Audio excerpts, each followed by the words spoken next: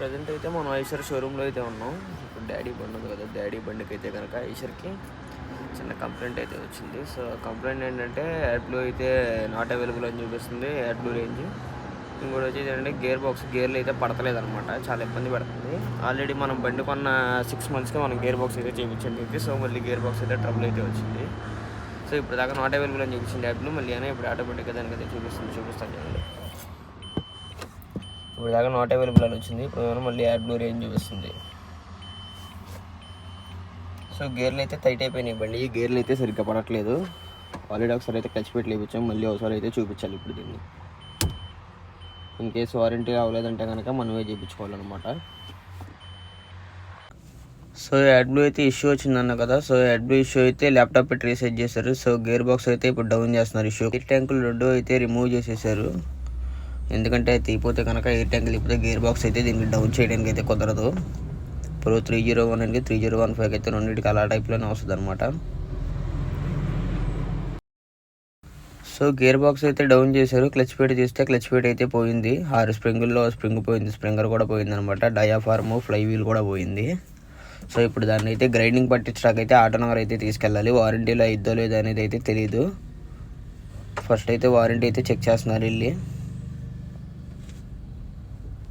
Almost మనం అయితే వేసి 1 year అయితే అయిందనమాట, అది క్లచ్ ప్లేట్లు అయితే వేసి. సో డాడీ అయితే వారంటీ చెక్ చేస్తున్నారు. మన 5399 అయితే లోడ్ అయితే మాట్లాడుతున్నాడు డాడీ.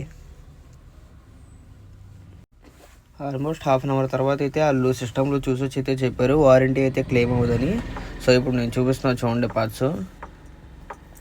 ఇది వచ్చేసి స్ప్రింగర్ అనమాట, ఫ్లై వీల్ అనమాట. అండ్ ఇది వచ్చేసి క్లచ్ వీల్ స్ప్రింగర్ అనమాట. ఆల్మోస్ట్ ఫ్లై వీల్ స్ప్రింగర్ వచ్చేసి 25K అయితే ఉంది. క్లచ్ ప్లేట్స్ అయితే ఒక 10,000 ఉన్నాయి. మొత్తం కలిపి ఇంచుమించుగా మనకు బిల్ అయితే ఒక 50-55K దాకా అయితే అవుతుంది.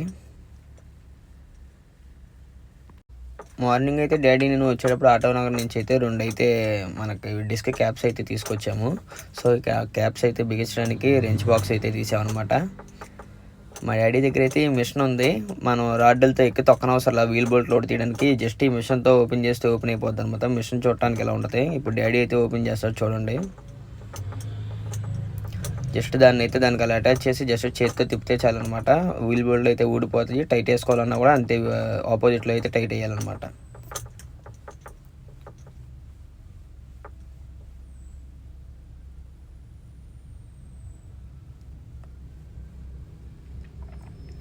మేమైతే కొద్దిగా రివర్స్లో అయితే పెట్టాము, సో అదైతే ఓపెన్ అవ్వలేదు. సో తర్వాత అయితే మళ్ళీ తిప్పి అయితే రివర్స్ అయితే బిగించిన తర్వాత అప్పుడైతే ఓపెన్ అయితే అయ్యింది. కానీ ఓపెన్ చేసేప్పుడు జాగ్రత్తగా ఉండాలి. ఇన్ కేస్ ఆ హ్యాండిల్ అయితే గబక్కని దాని నుంచి అయితే జారిందంటే కనుక వచ్చి అది మొహానికి అయితే తగిలిద్ది.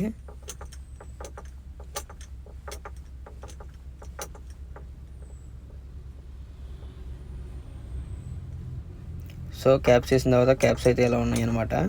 ఇప్పుడు వీటికైతే రేడియం కలర్ అయితే వేపిస్తాం తర్వాత, ఇక్కడ వర్క్ అంతా అయిపోయి బండి బయటికి వెళ్ళిన తర్వాత. ఇది వచ్చేసి మన కొత్త క్లచ్ ప్లేటు, ఇది వచ్చేసి మన ఓల్డ్ క్లచ్ ప్లేట్ అనమాట. ఈ పేపర్ మీద ఉన్నది, ఇది వారంటీ క్లెయిమ్ ఇద్దా లేదా అని ఇందాడైతే వేసారు అలాగా. సో ఇదైతే మన కొత్త క్లచ్ ప్లేట్ అనమాట. ఇప్పుడు క్లచ్ ప్లేట్ ప్రైస్ అయితే చూపిస్తాను చూడండి. 8,753 వితౌట్ GST. అది గుంటూరు నుంచి అయితే తెప్పించారు. ఇది ఐషర్ 12 ton పాసింగ్ అయితే క్యాబిన్ లేపితే ఇంజిన్ అయితే ఈ విధంగా ఉంటుంది అనమాట. దానికైతే అల్యూమినియం ఫాయిల్ అలా వస్తుంది, హీట్ లోపల ప్రొడ్యూస్ అవ్వకుండా. సో ఇదంతా బ్యాక్ ఇంటీరియర్ ఇదనమాట. ఎక్స్టీరియర్లో సో మధ్యాహ్నం టైం అయింది, వాళ్ళు తినేసి వచ్చి మళ్ళీ అయితే బండి కింద అయితే మళ్ళీ కూర్చున్నారనమాట. అసలు ఏంటి ప్రాబ్లం అని. సో డాడీ నేనైతే ఆటోనగర్ వచ్చాము. ఈ లోపు అయితే గ్రైండింగ్ పట్టించాలి, పౌంటీ దగ్గరికి అయితే తీసుకొచ్చాము.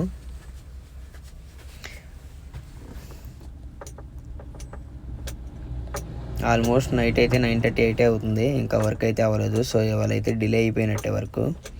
అదైతే బోల్ట్ సిట్టింగ్లో అయితే కూర్చోట్ల, బోల్ట్ అయితే వదిలేస్తుంది బిగిస్తున్నప్పుడు.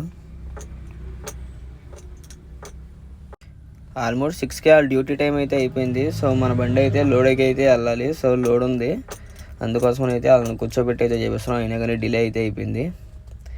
ఈ ట్రిప్ అయితే కనుక కొబ్బరికాయ చేసుకుని ఇప్పుడు మనమే వెళ్ళాలి రాజస్థాన్. నానైతే వెళ్ళడు, నాన్నకైతే విజయవాడలో పనులు అయితే ఉన్నాయి. ఈలోపు మన 5399 కూడా వచ్చేస్తుంది. 2 అయితే కలిసి వెళ్తాం అనమాట. ఇంకైతే ఇంటికైతే మేమైతే వెళ్ళిపోతున్నాం అనమాట. ఇంకా రిమైనింగ్ వీడియో పార్ట్ 2 అయితే రేపు పొద్దున అప్లోడ్ చేస్తాను. వెహికల్ వర్క్ ఎంతవరకు అయిందనేది.